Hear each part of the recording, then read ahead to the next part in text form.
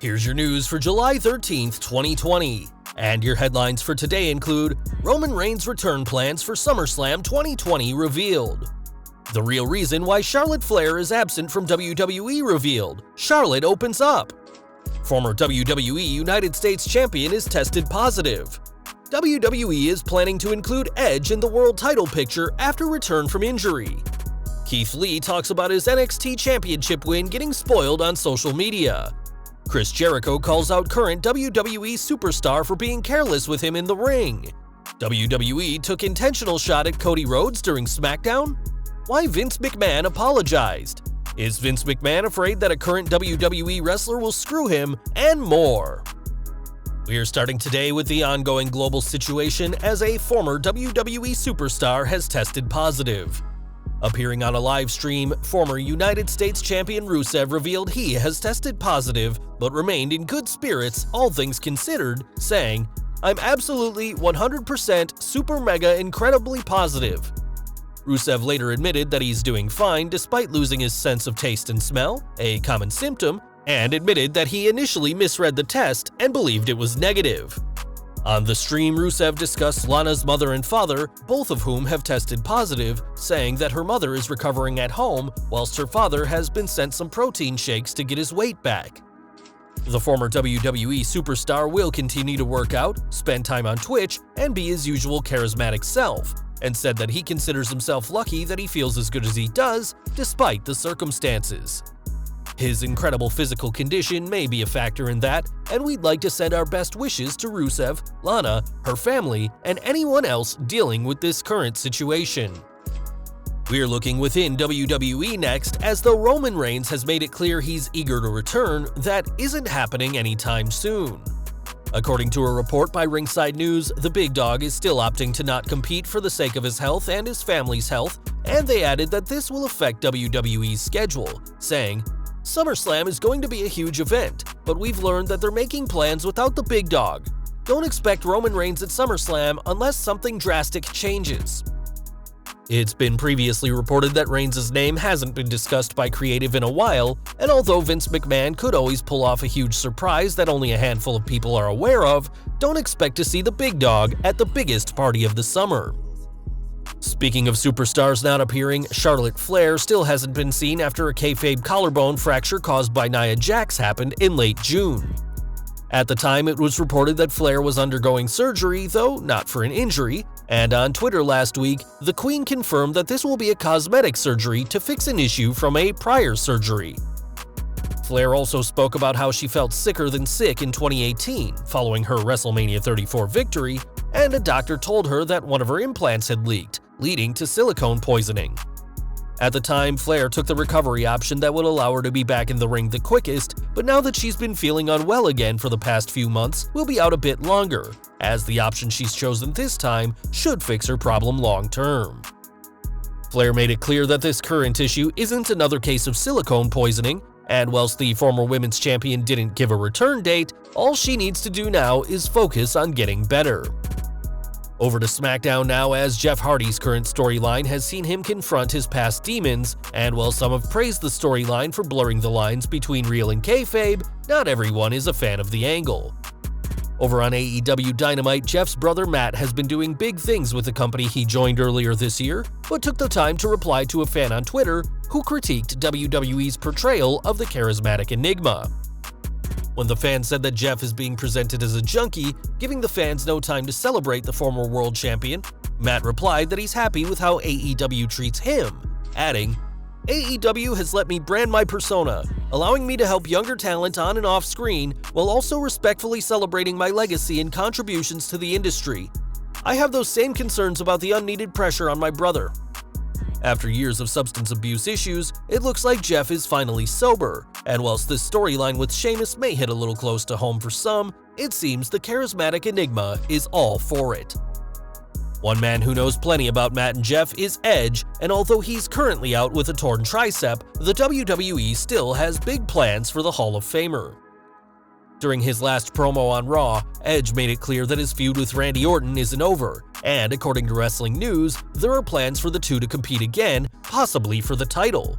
They said, an idea was pitched to have Orton win the title and then defend against Edge at the Royal Rumble or WrestleMania, and McIntyre could win the title again at a later date to get his true crowning moment with fans in attendance.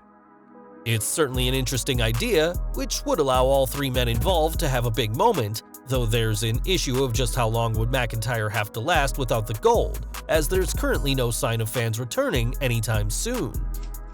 With that in mind, pitting WWE Champion Edge versus McIntyre would be a match a lot of people would pay to see no matter the venue, and time will tell whether Edge or Orton claim the WWE Championship down the line.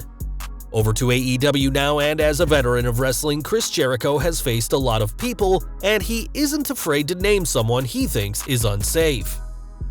While talking on his Saturday night special, Le Champion was asked about the roughest opponents he's faced, and after claiming that Tyson Tomko had a finisher that was very hard to take, took aim at a current superstar.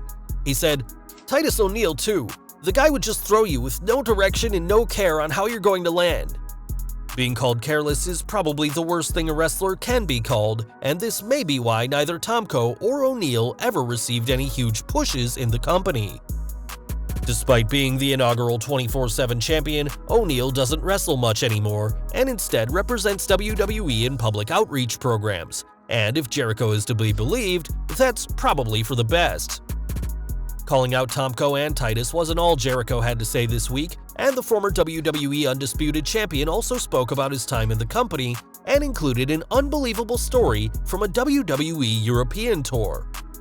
According to Jericho, Triple H was meant to sign an autograph, though for some reason didn't, and this started a brawl between the superstars, MMA fighters, and skinheads who just happened to be in the hotel lobby at the time.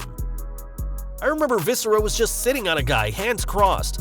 He's just sitting on a guy, and I was going around like, how many shirts can I rip off? I'm gonna rip off your shirt, rip off your shirt.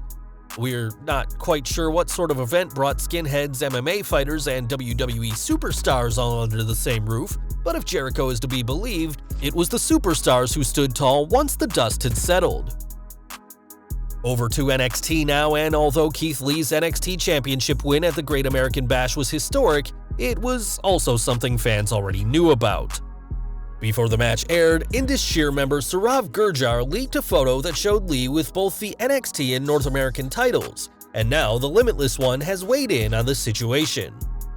Speaking to TalkSport, Lee was asked how he feels about his big moment being spoiled, but spoke more about the idea of spoilers in general and those who feel the need to spoil things, saying, "To me, it shows how uncool some people can be, but at the end of the day, you don't really know what's happening until it happens, and that's just the truth of the matter." The NXT and North American champion didn't call out Saurav Gurjar by name, but it seems like Lee isn't too happy about the Indus Sher member's actions. Regardless, nothing can take away from Lee's historic win, as he's now the first NXT superstar to hold two singles titles simultaneously, even if fans knew it was happening days in advance. One person who knows all about making history is The Undertaker, and fans have seen plenty of him in the recent Last Ride documentary series. After the series ended with the dead man seemingly retiring during episode 5, it turns out that WWE will be airing a 6th special edition of the show, which will air on July 19th. This new episode, titled Undertaker: The Last Ride, Tales from the Dead Man, will presumably include stories that didn't make it into the original series, and it'll certainly be interesting to hear what the legendary Phenom has to say now that his career in the ring is seemingly over. Now, we all know that Vince McMahon has the final word in WWE, but often he doesn't know about an idea unless someone tells him. This ended up being a problem for FTR, as while speaking to Inside the Ropes, Dax Harwood revealed more details about the team's last meeting with McMahon. Harwood even claimed that the chairman of the board was sorry for how they'd been treated, saying, "Our last meeting with Vince, he apologized because we had been sending all these pitches in and he had never seen them because the writers were too afraid to approach him." The former Raw, SmackDown, and NXT Tag Team Champion added that Vince even described the system within the company as broken. And whilst FTR seemed to be much happier in AEW, they've also been very open about keeping their options open, and are currently working without a contract. The WWE backstage has changed a lot since the Revival left, as Paul Heyman's dismissal as Raw executive has shifted things around, and now it seems even the staff are afraid to pitch Vince new ideas. We're focusing on Rey Mysterio now, as though he's currently working without a contract that doesn't seem to bother Vince McMahon. In the Wrestling Observer newsletter, it was pointed out that Mysterio's situation means he could show up on this Wednesday's Dynamite or Saturday's Slammiversary instead of Extreme Rules, but the fact that Rey has been booked for the WWE event without a contract shows the trust Vince has in him. Given that Mysterio wants to help his son Dominic, staying in WWE is probably the best thing for that, and fans will know a lot more about Rey's situation after the Eye for an Eye match at Extreme Rules.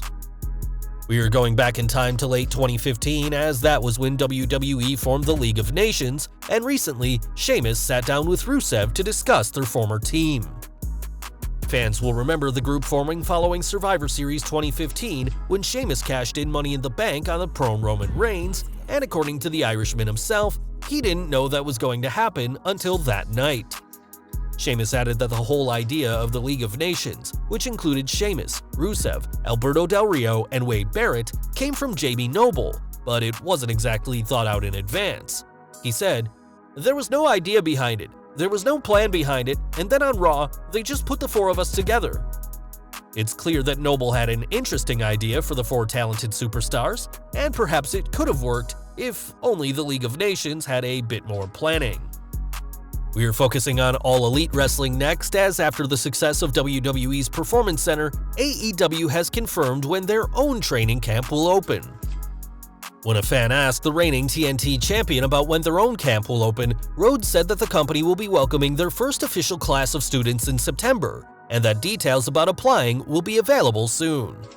As of right now, the company is using QT Marshall's gym to house their training, but given that Marshall said he doesn't want it to become exclusive to AEW, this is good news for the company. Though the company has no shortage of big names from other companies such as Rhodes, Chris Jericho, Jon Moxley, and others, this training camp will allow AEW to train their own brand of wrestlers. It may take some time before AEW has anything close to WWE's state-of-the-art Performance Center, but it's clear that the Elite have made some big strides already. And we're ending today with news from WWE, and with the horror show at Extreme Rules less than a week away, the show has a stacked card, though one notable match is missing. On SmackDown, Jeff Hardy agreed to a bar fight with Sheamus, an interesting stipulation that seemed like it'd take place at the pay-per-view, but the match hasn't been made official by WWE. In fact, the Celtic Warrior hasn't been appearing on the Blue brand for a while now, instead appearing from home via video calls, and given the current global situation, some have speculated that Sheamus may be unable to compete at this time. Ringside News is reporting that the company is waiting on Sheamus before they book the Extreme Rules bar fight, which is why it's not been made official yet, though it's unclear on what they're waiting on the former world champion for. Whatever it is that the company is waiting on, hopefully Sheamus will be able to sort it soon, as a bar fight between himself and Hardy would make an excellent addition to the horror show at Extreme Rules this Sunday.